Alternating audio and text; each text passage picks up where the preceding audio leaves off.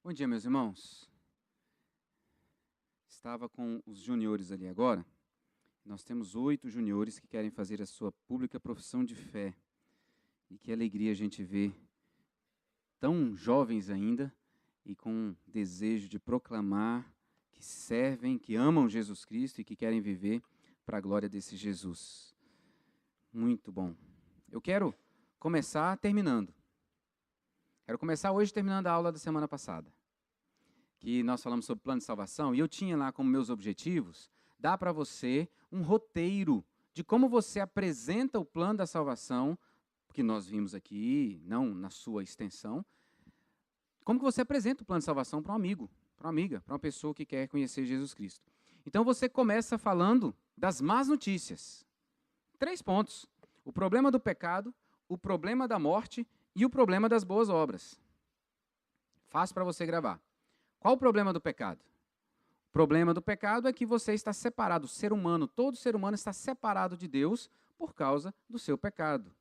O pecado gera morte, separação, morte espiritual, separação de Deus. Todo ser humano foi atacado por isso, está no seu DNA.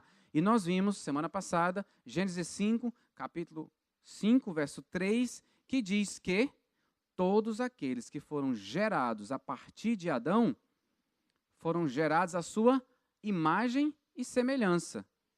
Gerados à imagem e semelhança de Adão, que era pecador, então todos nós somos pecadores. Todos. Segundo, se existe o problema do pecado, que te trouxe morte e você está separado de Deus, a morte não tem como ser vencida a não ser que alguém morra no seu lugar. Por quê?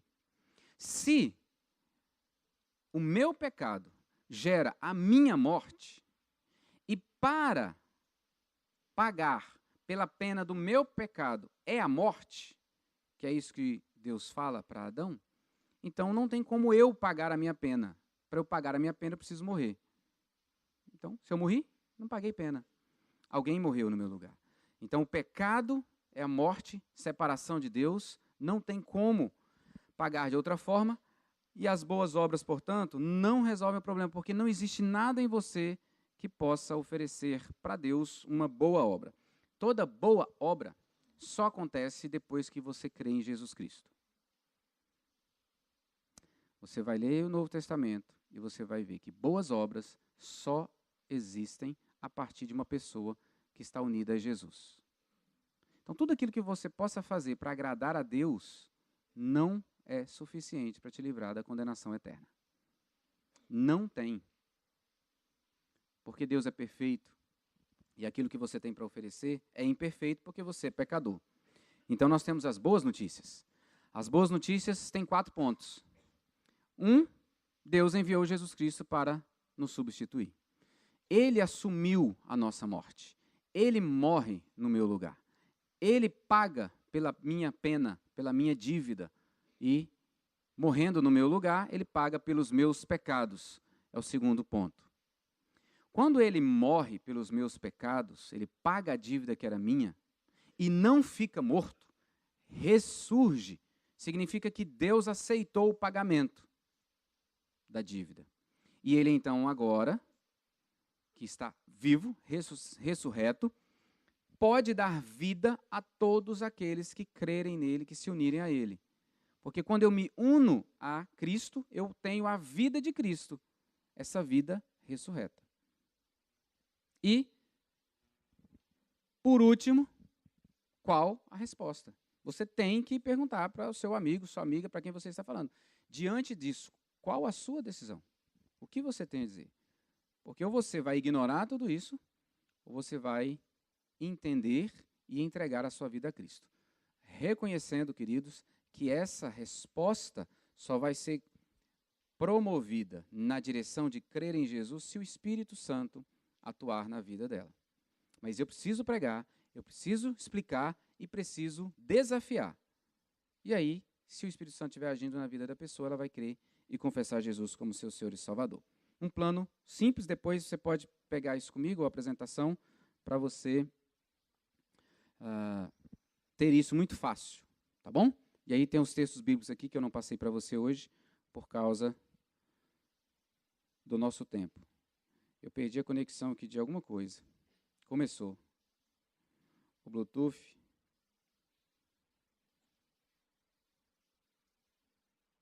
É a chuva?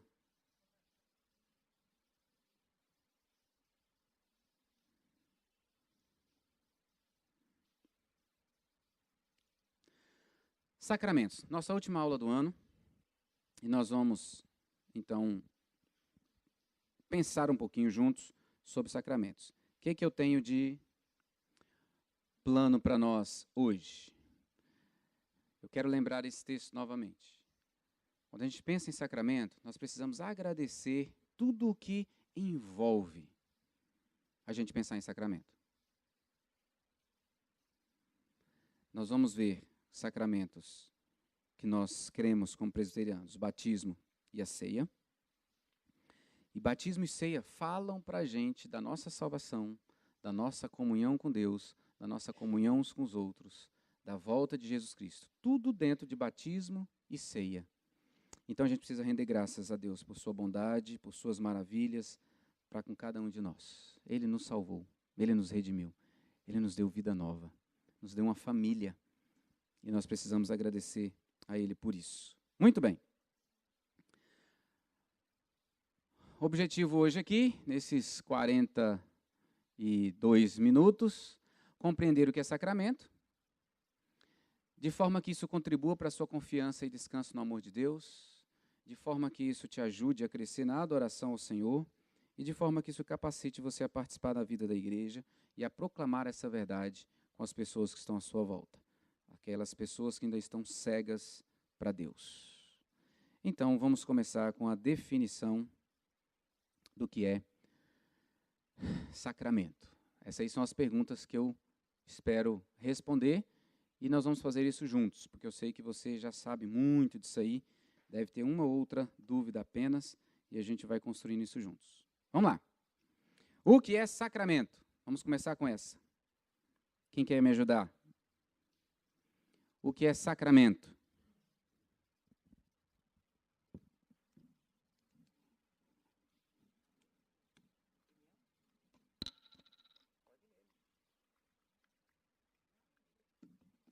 Já leu, né, Leda?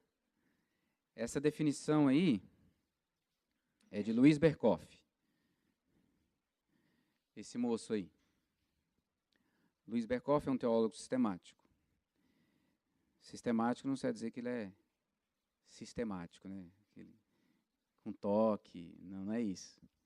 Teólogo sistemático significa que ele pega a teologia, sistematizou a teologia para a gente pensar. Ué, o que aconteceu? É a chuva.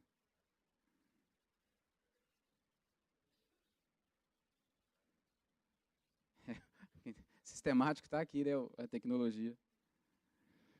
Então eu trouxe essa definição dele.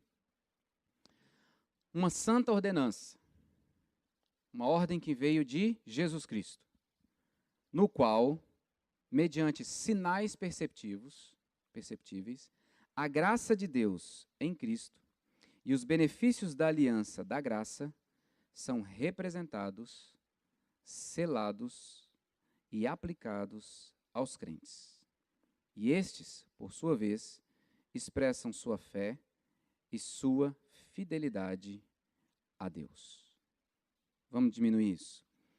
Primeiro, sacramento não é encontrado na Bíblia, não tem essa palavra lá. Não tem.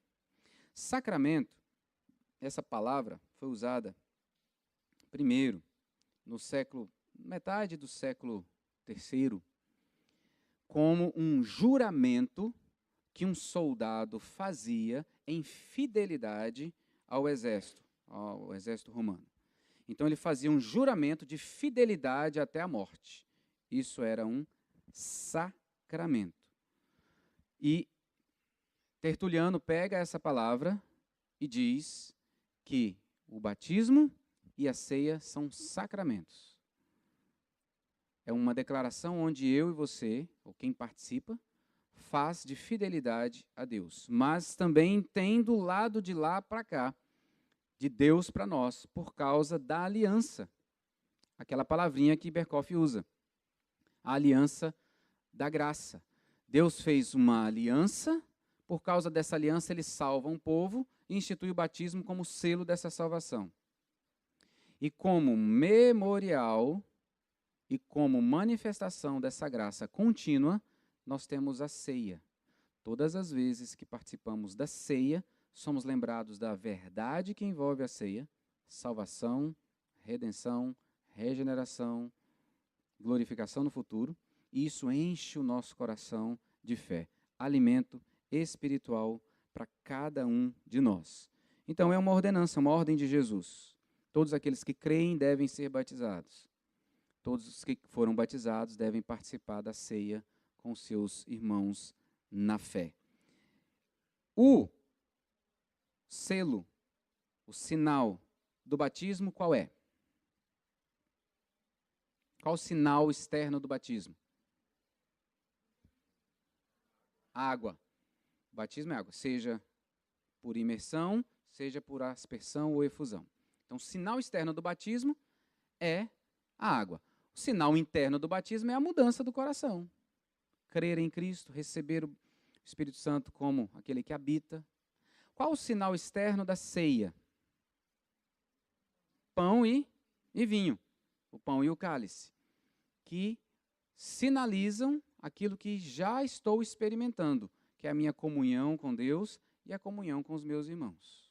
Então, por isso ele coloca sinais perceptíveis.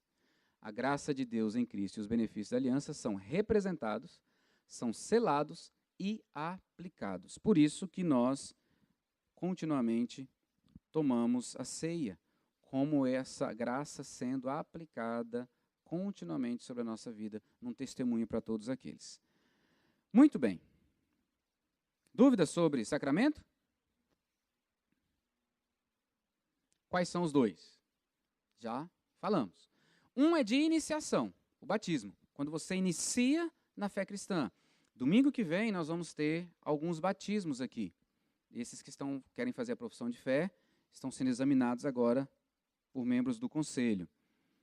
É a iniciação, o testemunho desse início da fé cristã, porque confessam Jesus como Senhor e Salvador. A ceia do Senhor é um rito contínuo da igreja. Todos aqueles que foram batizados, que creem em Jesus como Senhor e Salvador, vão continuamente participar da ceia. Como presbiterianos, então, nós cremos nesses dois sacramentos, batismo e ceia.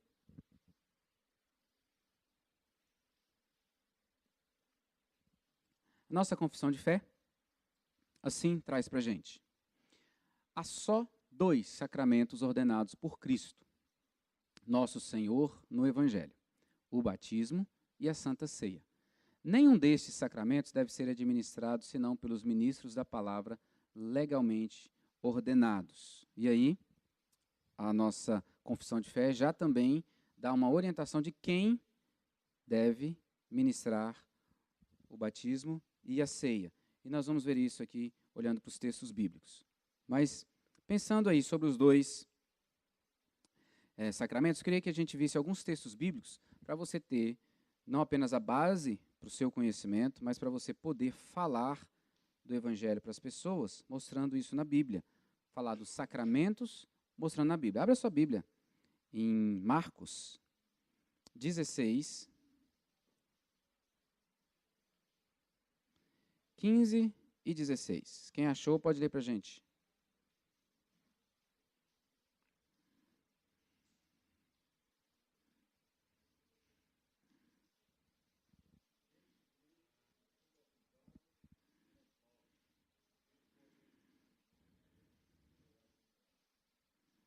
Quem crer e for batizado, será salvo. Quem, porém, não crer, será condenado. O texto está falando para a gente que quem crê deve ser batizado. Mateus 28, texto que você sabe, 19, 20, ide por todo o mundo, fazei discípulos de todas as nações, batizando-os em nome do Pai, do Filho e do Espírito Santo, ensinando-os a guardar todas as coisas que vos tenho ordenado, e eis que estou convosco todos os dias até a consumação dos séculos. São palavras claras de Jesus, que em Marcos, lá em Mateus. Pregue o evangelho, quem crê deve ser batizado. Atos 2, 41 e 42. Quem achou pode ler, por favor.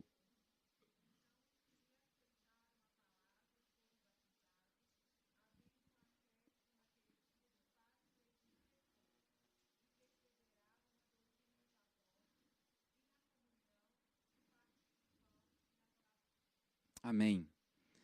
Aqueles que creram, foram batizados e começaram a se reunir. Acompanhe comigo aí, 41, 42. A primeira coisa é aceitar a palavra, crer. Creu. Depois, são batizados. Verso 41, foram batizados. E aqui a gente abre um parênteses, né? 3.000 batizados naquela hora. Como que foi isso? Em pleno Jerusalém. Fecha parênteses. 42. Depois que ele creu, foi batizado, o que começa a acontecer na vida dessa pessoa? Então ela começa a caminhar junto com outros, né? E perseveravam. Então os que foram batizados começaram a caminhar juntos. Perseveravam juntos.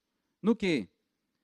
No ensino, na doutrina, na comunhão, partir do pão. Essa expressão está falando do quê? Da ceia do Senhor. Partir do pão é a expressão usada para falar da ceia do Senhor. Lembram-se que Jesus pega o pão, parte o pão e diz aos seus discípulos, esse é o meu corpo? Depois, lá em Lucas, ele está caminhando com os discípulos de Emaús, eles chegam na casa dos discípulos, ele parte o pão, anunciando essa comunhão com ele. Então, partir do pão e nas orações. Então, esse é o caminho de todo que crê em Jesus. Ele crê em Jesus, ele é batizado, ele é admitido entre o povo, na igreja, ele começa a ser discipulado no ensino da palavra, ele começa a participar da ceia, das orações, viver a vida comum com os seus irmãos. Atos 20, verso 11. Agora a gente vê como que a igreja já, nós vimos aqui no início da igreja, agora como é que Paulo Paulo escreve sobre a ceia em 1 Coríntios capítulo 11, mas olha só aí, 20 de número 7. 7 e depois o 11. Alguém leia, o 7 e depois o 11, capítulo 20 de Atos, 7 e 11.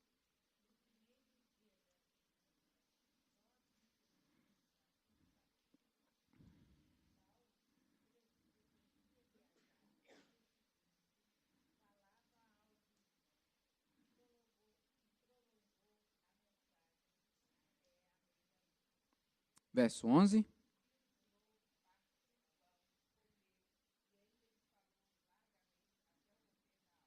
Ok. Obrigado. Verso 7. Que dia que era? Primeiro dia da semana. Qual o primeiro dia da semana? Domingo. Domingo eles estavam reunidos para quê? Fim de partir o pão. Participar da ceia. Paulo começou a pregar. E ele tinha que sair no outro dia cedo para viajar. E aí ele começou a pregar e demorou. Já era quase meia-noite. Quando alguém que estava no andar de cima, cochila, cai da janela, morre. Paulo desce, ora, abraça, ora, e ele ressurge. Paulo volta, continua a pregar. Ele parte, né? Ele parte, sobe, parte o pão, eles comem da ceia, e aí depois ele fala largamente até o romper da alva. Prega a madrugada inteira, para depois ele viajar. Tamanha urgência, a necessidade, a carência do povo pela palavra de Deus. Testemunho aqui para a gente da ceia do Senhor. Testemunho bíblico. Muito bem. Vamos falar então sobre batismo. Forma do batismo, quem batiza, quem é batizado. Agora eu quero ouvir vocês. Presbiterianos, como é que nós batizamos? Quem batiza, quem é batizado? Como batiza, Leda? Água. Aspersão. Ok. Quem batiza? Alguém ordenado. Tem que ser um ministro ordenado. E quem é batizado? Quem crê? Quem professa a sua fé? E as crianças? Agora que entra, né? Os filhos da aliança. É aí por isso que eu falei presbiterianamente pensando, porque nós temos diferença em relação a alguns irmãos nossos. Forma do batismo. Batismo é o ato, né, o aspergir água, derramar água, ou para outros, imergir alguém dentro da água, como ato do testemunho de que agora faz parte da família da fé. A salvação não vem no ato do batismo com água. A salvação vem no ato do batismo com o Espírito Santo, que é quando a pessoa crê e confessa Jesus como seu Senhor e Salvador. Naquela hora, o Espírito Santo passa a habitar na pessoa. O batismo com água é o sinal externo que ela agora faz parte da família da fé. Ok? Esse é o batismo. E, basicamente, praticamente é universal essa aplicação na igreja. Todas as igrejas, genuinamente evangélicas, batizam os seus crentes, aqueles que confessam Jesus. Seja por efusão, por aspersão, seja no mergulhão. Tá? Para nós, presbiterianos, então o batismo é o sinal externo da aliança que Deus fez com aquele que ele salvou. Não significa apenas que Deus salvou, vai levar para o céu. Há uma aliança. Eu serei o seu Deus por toda a eternidade. E você viverá para mim inteiramente por toda a eternidade. É uma aliança que não pode ser quebrada. Jamais. Jamais. As bênçãos de Deus são aplicadas a partir do momento em que eu creio e confesso em Jesus. O sinal externo testemunha para as pessoas a minha decisão. Muito bem. Quem batiza? Abra, por favor, 1 Coríntios, capítulo 1, a partir do verso 14. 1 Coríntios 1, 14. Eu vou fazer essa leitura, que é um texto um pouquinho maior. Paulo escreve essa carta aos Coríntios e está dando orientações à igreja. Aí ele diz assim, 1 Coríntios 1, verso 14. Dou graças a Deus, porque a nenhum de vós batizei, exceto Crispo e Gaio, para que ninguém diga que fostes batizados em meu nome. Batizei também a casa de Estéfanas. Além destes, não me lembro se batizei algum outro. Porque não me enviou Cristo para batizar, mas para pregar o Evangelho, não com sabedoria de palavra, para que se não anule a cruz de Cristo.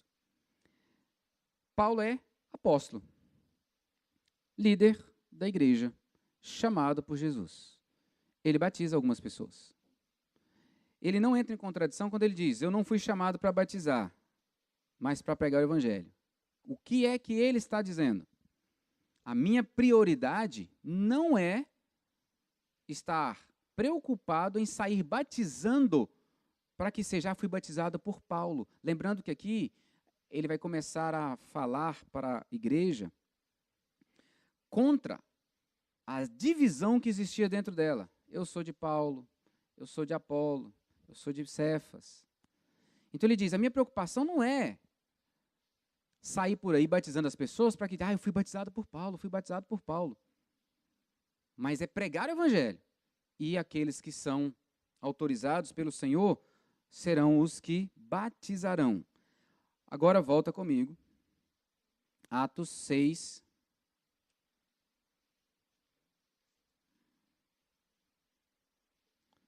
Verso de número 5. O parecer agradou a toda a comunidade, e elegeram Estevão, homem cheio de fé e do Espírito Santo, Filipe, Prócoro, Nicanor, Timão, Pármenas e Nicolau, prosélito de Antioquia. Apresentaram-nos perante os apóstolos, e estes, orando, lhes impuseram as mãos. Crescia a palavra de Deus, e em Jerusalém se multiplicava o número dos discípulos. Também muitíssimos sacerdotes obedeciam à fé. O texto fala da instituição dos diáconos. A igreja escolhe esses homens têm uma missão específica, eles vão cuidar das viúvas, das necessidades, das questões administrativas. E os apóstolos, verso de número 4, vão se consagrar à oração e ao ministério da palavra. O texto diz que esses homens são ordenados, apresentados diante dos apóstolos, que impõem as mãos. Os líderes aqui, os apóstolos, são aqueles que ordenam os diáconos. E veja o detalhe no verso 7. Crescia a palavra, e se a palavra cresce, o que acontece? Verso 7. Multiplica o número dos discípulos. Se a palavra é pregada e ela frutifica, o que vai acontecer? Salvação. Aqueles a quem Deus escolheu se tornarão discípulos. Os discípulos que creem, como nós vimos no capítulo 2, devem ser o quê? Batizados. Não é? Quase 3.000 creram com a pregação de Pedro e foram batizados. Esses que foram batizados por quem? Se a gente olha para cá, os diáconos vão cuidar de uma área específica e os apóstolos da oração e da doutrina, do ensino. Os apóstolos. Os líderes da igreja, ordenados pelo Senhor Jesus Cristo, chamados por Ele mesmo. Então, quem batiza, gente? Na igreja presbiteriana, pastor, o ministro ordenado.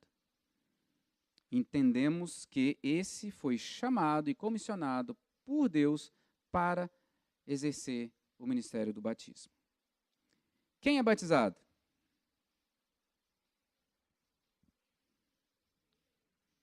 Crentes e filhos, né? Essa aqui entrou, mas não era para entrar agora não, mas ela entrou.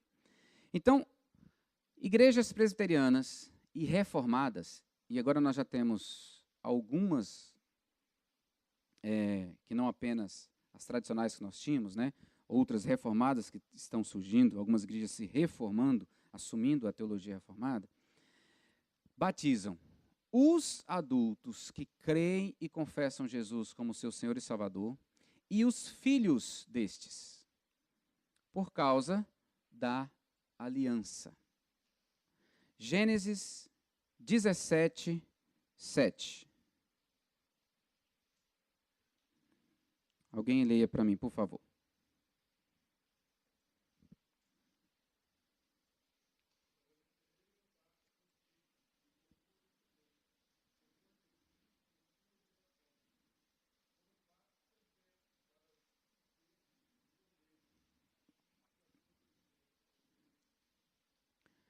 Deus está falando com quem?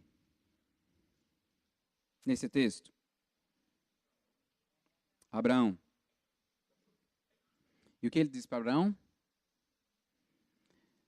Fiz uma aliança contigo e toda a sua descendência. A aliança que ele faz com Abraão é de quê? Eu vou ser o seu Deus e vocês vão viver para mim inteiramente. Então, essa salvação que eu o pertencer como meu povo é a você e aos seus descendentes. Isso, no Antigo Testamento, diz, faz parte do povo da aliança, vai servir a Deus. Não significa que aquela criança viveria nos princípios da palavra se ela não fosse ensinada a viver nos princípios da palavra. Não significa, Abraão, você fez a circuncisão do seu filho, então agora pode descansar, porque ele vai fazer parte do povo automaticamente. Não, porque a criança deveria ser ensinada, e aí a gente lembra de Deuteronômio 6, acerca da palavra de Deus, o testemunho de Deus. O batismo infantil, né, o pé do batismo como nós cremos, então não diz que a criança está salva e automaticamente faz parte da família de Deus. Eu estou dizendo, ela faz parte da família de Deus, mas ela precisa confirmar isso, confessando Jesus como seu Senhor e Salvador. Por isso que os pais prometem ensinar às crianças que apresentam ao batismo toda a palavra de Deus. Orar com ela por ela e pedir a Deus para que Ele seja o Senhor da vida dela. E essa criança que vai ser ensinada, no momento certo, Deus a chamará à salvação. É assim que nós cremos, como presbiterianos, quando batizamos as crianças. O entendimento para o católico, igreja católica, é de que no ato do batismo há uma regeneração eficaz. A criança é salva, é regenerada. Nós não cremos assim.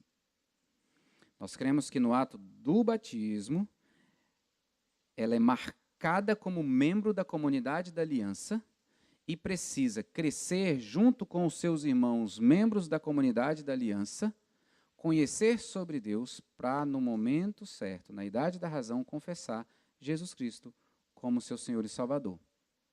Que nós vamos presenciar isso no próximo domingo, com alguns juniores que já foram batizados na infância e que agora, com 11 e 12 anos, querem fazer a profissão de fé e testemunhar: Jesus é o Senhor da minha vida. Então, por isso, nós cremos no batismo e batizamos as crianças. Tem um documento da história, que é a Didaquê. A Didaquê são instruções, segundo os estudiosos dos apóstolos, que orientava a igreja, no início, como ela deveria viver a vida comum, como ministrar os sacramentos. Então, no capítulo 7, falando sobre a celebração da vida, tem uma instrução sobre o batismo. E olha que interessante, naquela época, isso, primeiro século. No que diz respeito ao batismo, batizai em nome do Pai, e do Filho, e do Espírito Santo, em água corrente. Se não tens água corrente, batiza em outra água. Se não puderes em água fria, faze-o em água quente. Na falta de uma ou de outra, derrama 3 vezes água sobre a cabeça, em nome do Pai, e do Filho, e do Espírito Santo. Olha como isso era tão sério para a igreja primitiva. Mas, antes do batismo, o que batiza e o que é batizado, e se outros puderem, observem um jejum. Como eles entendiam que era sério esse passo, tanto para quem ia ministrar o batismo, como para quem ia receber, eu estava dizendo que queria ser batizado. Ao que é batizado, deverás impor um jejum de 1 ou 2 dias. Olha que interessante. Levavam muito a sério. É uma decisão muito séria. E eu conversava isso agora com os juniores lá em cima. É muito sério quando eu vou dizer, Jesus é o meu Senhor, porque não é só dizer. Eu estou assumindo um compromisso de viver para Ele. De viver tendo-o como meu Senhor. Então, no primeiro século, isso era levado muito a sério. E esse documento traz para a gente. Tem orientações sobre a ceia também nesse documento. Sobre batismo, alguma pergunta?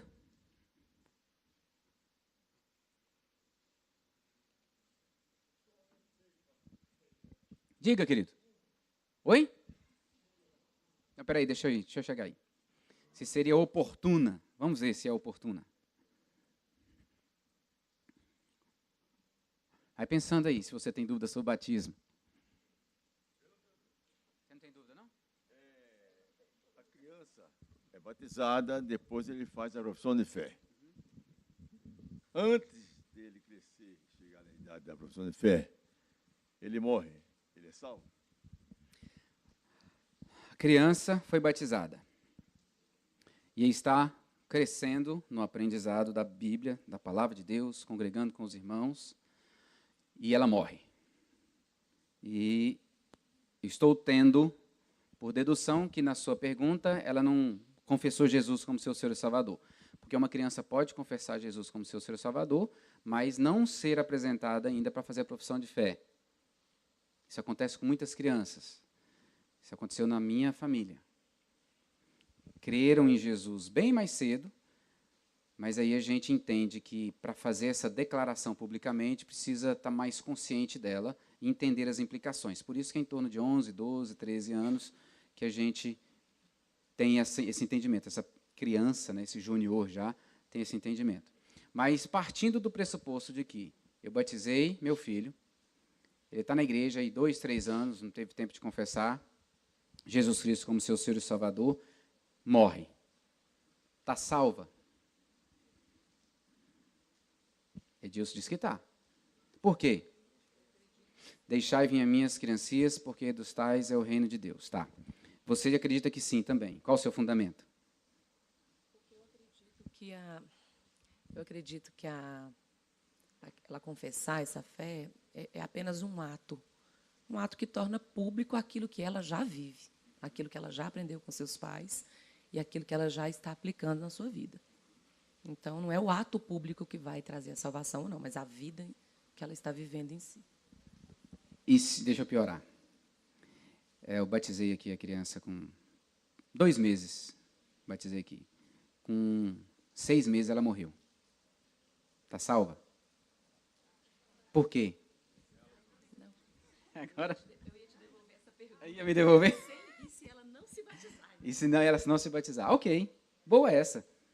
Boa. Está piorando mais. A criança nasceu, né? Está cheia de vida. Aí eu marquei, pastor, daí eu vou levar aí para batizar. Vamos batizar domingo que vem. Está com 1 mesinho. Não deu tempo. Morreu naquela semana. Está salva?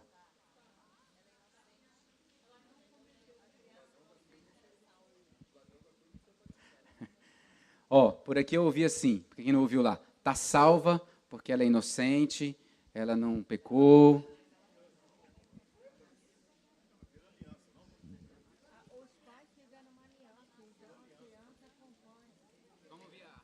A Celeste. Aqui no comentário da Bíblia, está falando, no versículo, né, na Bíblia Genebra, o capítulo 19, versículo 14, o comentário fala assim: os discípulos consideravam as crianças como um embaraço na obra de Jesus, mas Jesus as acolhe como súditos do reino e as abençoa. Uma vez que a entrada no reino é pela graça de Deus e não por conquista humana. Os pequenos dependentes desfrutam de direitos especiais, as bênçãos da aliança. Então, é pela graça de Deus, não é nem pela confissão dos pais, nem por eles confessarem, mas é justamente pela graça de Deus. Ok, obrigado, Celeste. Queridos, é o seguinte. A criança... Deixa eu voltar. Nós cremos que a salvação é pela graça, mediante a fé que vem do próprio Deus. Deus já, e aí nós vamos estudar isso na semestre que vem, tá bom? Para você já acalmar o coração, porque você vai querer perguntar agora, e eu já estou pedindo para você acalmar o coração. Deus escolheu da comunidade, das suas criaturas, alguns para salvar. Esses a quem ele escolheu para salvar, ele vai prover de fé para crer em Jesus, confessá-lo e receberem salvação. Esses que ele escolheu salvar, mas que não houve tempo dele prover fé para confessar Jesus e receber salvação e confessar a salvação, ele também salvará.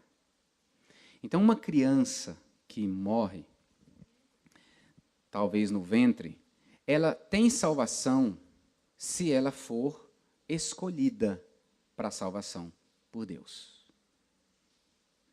O que nós cremos à luz da teologia da aliança é, se eu estou em aliança com Deus por sua graça, Ele me salvou. E Ele me deu um filho, filho é a herança do Senhor.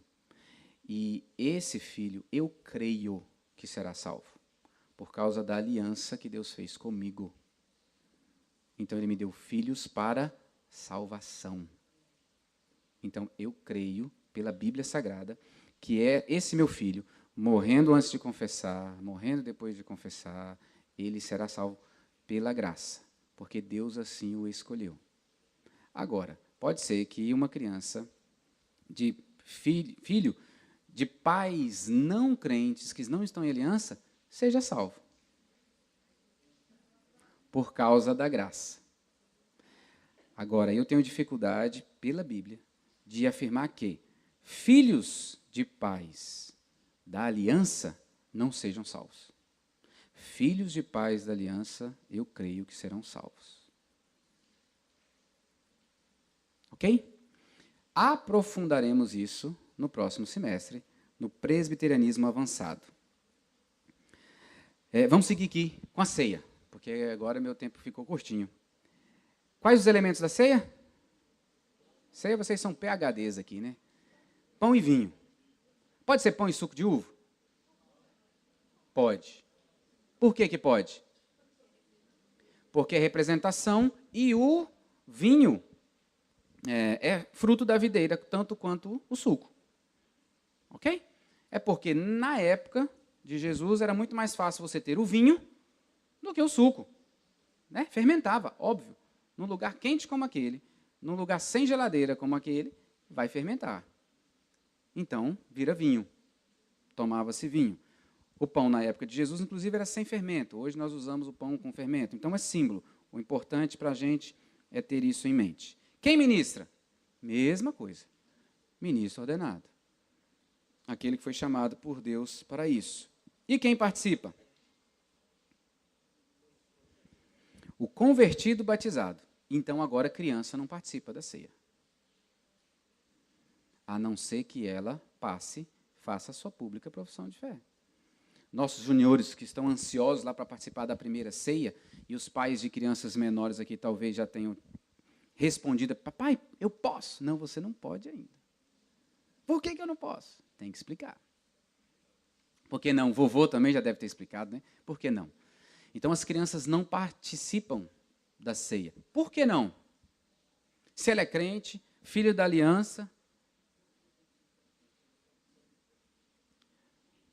Tá, porque ela não fez a profissão de fé. Mas qual a condição? Porque ela precisa ter compreensão, entendimento do que é isso. Paulo vai dizer, escrevendo aos Coríntios, que se a gente toma a ceia sem discernimento, a gente está trazendo juízo para nós. Está trazendo um prejuízo espiritual. Então, a criança precisa ter discernimento dos seus pecados. O que é o pecado? A implicação do pecado para ela se arrepender e confessar, que é uma das condições para a gente participar da ceia. Nós reconhecemos nosso pecado, que Deus graciosamente nos perdoa em Cristo, então nós confessamos arrependidos para podermos participar da ceia. Então quem participa? Todo convertido e batizado. Aquele que passou, no caso da igreja presbiteriana, passa por um tempo de aprendizado, de ensino, de discipulado, para entender o que é essa nova vida e o que significa a ceia. Muito bem. O que significa a ceia para você? Para você. Não estou pedindo nenhuma definição teológica. Para você. O que significa a ceia para você? Participar da ceia para você. O que significa? Comunhão, lembrar da crucificação e da ressurreição. Relembrar o dia da crucificação.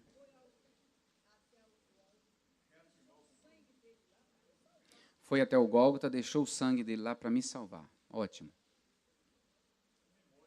Memória. Obediência. A ceia te lembra de obediência. Fazer isso em memória de mim. Ótimo. Pessoal de trás. A volta de Jesus. Para o nosso querido irmão, qual é o seu nome? Josué. Nosso irmão Josué, participar da ceia. A ceia significa a volta de Jesus. Até que ele venha. Ótimo. O que mais? Por que eu estou perguntando isso? Nós não podemos participar da ceia só como se fosse um rito mecânico. Domingo que vem tem ceia. Ah, então eu vou lá na igreja. Ou nem vou. Nem vou. Tem um pecado aí para resolver. Estou brigado com fulano. Não vou lá. Ceia tem que ter esse significado para nós muito mais espiritual do que ritual. Porque, de fato, ela é. Qual a frequência para a gente ter a ceia, ministrar a ceia? No Novo Testamento, a igreja nascente, todos os encontros da igreja tinham ceia. Todos os momentos que os membros se reuniam e tinham um ministro, um líder, um discípulo, um apóstolo, tinha ceia. Depois ficou todos os domingos. Calvino, todo domingo tinha ceia. Então a igreja, ela, com a sua liderança, que determina. Mas na igreja primitiva a gente pode deduzir que toda semana eles participavam da ceia, todas as vezes que se reuniam. Mas hoje, devido à realidade da igreja e como memorial, para oportunizar, para que todos participem, a Igreja de Brasília nós temos 2 momentos. Um domingo pela manhã, porque você pode se programar, e um domingo à noite. Nós entendemos que essa é uma frequência boa para que oportunizemos a todas as pessoas a participarem da ceia. E um cuidado para que ela não se torne um rito banal, sem a devida importância que nós precisamos dar a ela. Participar da ceia, não é que participar, semana que vem, o pastor lembrou, dia 2 de dezembro, primeiro domingo do mês, à noite tem ceia. Essa semana eu não vou pecar, essa semana eu vou vigiar. Mas depois que eu participar da ceia, aí pode? Né? Não. Mas eu não preciso também botar ceia todo domingo para que os crentes fiquem preocupados. A nossa vida em Cristo Jesus, ela tem que nos mover a isso. Então, a ceia, ela deve ser ministrada em intervalos não tão longos para se evitar a fraqueza, porque as verdades espirituais nos alimentam espiritualmente, mas também não tão curto assim para não parecer algo trivial, que a gente nem pensa no seu significado. Quando a gente pensa em ceia, eu queria terminar te chamando para pensar naquelas palavrinhas que estão entre parênteses. Consagração, adoração, gratidão, união e testemunho. A consagração diz respeito à nossa preparação para participar dos momentos da ceia. Consagro a minha vida, estou aqui de inteiro, corpo e mente. Não só corpo presente, mas a mente está dedicada a entendendo o que significa a ceia. Terminou aquele momento da ceia. Continue refletindo, adore a Deus pelo significado, como vocês colocaram aqui. Ele morreu por mim. Ele morreu pela igreja, sim, mas ele morreu por mim. Ele estava pensando em você. Ele pagou o seu preço do seu pecado. Ele pagou pela sua culpa. Então, adore a Deus por isso. Consciência de que é um alimento espiritual. Nós não estamos comendo o corpo de Cristo, nem bebendo o seu sangue, mas simboliza o corpo espiritual de Cristo. Então, aquelas verdades me alimentam espiritualmente, porque renovam a minha fé e dão fervor. Comunhão com os outros. Nós estamos unidos a Cristo, mas se Ele é o meu Senhor, Ele é o Senhor da Dani, então eu estou unido a Dani. Somos irmãos. Isso é muito importante. A consciência de que participar da ceia, eu estou declarando que eu sou um com o Pai, Filho e Espírito Santo, mas sou um com a Cris. Sou um com o Edilson. Somos um. Então, se eu sou um com o Edilson, então eu tenho que amar o meu irmão. Mas meu irmão é difícil de amar. Mas Jesus não disse que era para nós amarmos apenas como nós nos amamos. Ele disse que é para nós amarmos o outro como Ele nos ama. Então, eu olho para como Ele me ama para eu poder amar o meu irmão. Então, isso vai nos ajudar a não ficar falando mal do irmão. isso vai nos ajudar a me importar com a dor do meu irmão, me alegrar com o meu irmão, para ajudar o meu irmão e etc. Encorajamento para testemunhar desejando novos irmãos na família da fé.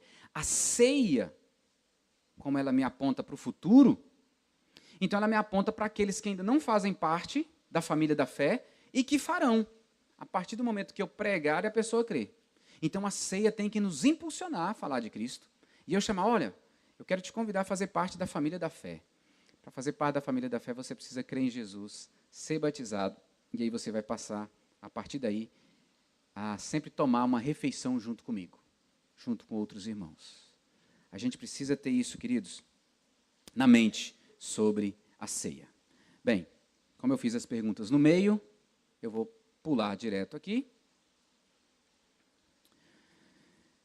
para a gente poder orar. No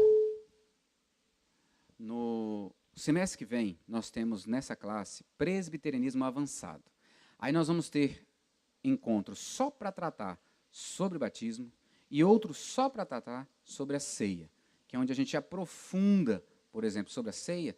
A gente vai no Antigo Testamento, a gente mergulha fundo no Antigo Testamento para ver toda a base e faz a relação com o Novo Testamento. Então a gente aprofunda mais. Essa é a presbiterianismo aplicado, é só assim, mais leve um pouquinho, teologicamente. Mas o suficiente para a gente crer, entender como se crê como presbiteriano. Obrigado pela participação de vocês, pela contribuição. Sim, a partir do próximo domingo nós teremos classe conjuntas. Próximo domingo nós temos cantata de infantil, de Natal. No outro, dia 9, nós temos Assembleia Geral Ordinária, onde nós vamos apresentar relatórios daquilo que Deus fez a partir de nós esse ano, o orçamento, a execução orçamentária 2018, o orçamento para 2019, e eu vou apresentar também nossas ênfases de atuação para 2019, o nosso tema de trabalho para 2019, que eu já vou antecipar para vocês, já estou falando sobre isso. 2019, esse ano, 2018, a nossa ênfase foi ano da adoração. Nós investimos na adoração. Demos mais ênfase nessa área. Ano que vem, ano da comunhão. Nós queremos investir nos nossos grupos pequenos, investir na comunhão da igreja. Então, o nosso tema é juntos no ensino e na oração, anunciando a salvação. Juntos no ensino e na oração, anunciando a salvação. Atos 2, 42 e 47 é o texto bíblico que nos fundamenta para esse agir da igreja. Vamos ficar de pé um pouquinho para a gente orar? Eu louvo a Deus por sua vida, agradeço esse tempo juntos aqui e peço que o Senhor nos reúna no próximo ano também, como classe de escola dominical. Pai, obrigado. Obrigado pelos sacramentos. Eles nos lembram do grande amor do Senhor, do propósito do Senhor de resgatar um povo como teu povo, cuidar desse povo, preparar esse povo para o dia glorioso da volta de Jesus, quando então esse povo habitará contigo por toda a eternidade, num corpo glorificado, sem pecado, sem tristeza, sem dor, sem nada, ó Pai, daquilo que experimentamos hoje por causa da nossa pecaminosidade. Enquanto estamos aqui aguardando a volta do nosso Senhor, Pai, que cada vida que levemos ao Senhor e que presenciemos o batismo seja motivo de louvor e adoração ao Senhor. Que cada momento que nós participarmos da ceia, sejamos tomados pela alegria de pertencer ao Senhor, mas também impulsionados a proclamar, a partir dessa alegria, o Evangelho, para que as pessoas a quem o Senhor escolheu creiam e confessem Jesus como Senhor e Salvador. Leva-nos em segurança, Pai, dá-nos um restante de dia na Tua presença, desfrutando de intimidade contigo, da Tua orientação, do Teu cuidado. E Deus, reúna-nos à noite para continuarmos adorando e servindo ao Senhor, pois precisamos da Tua direção segura para as nossas vidas. Oramos em nome de Jesus. Amém.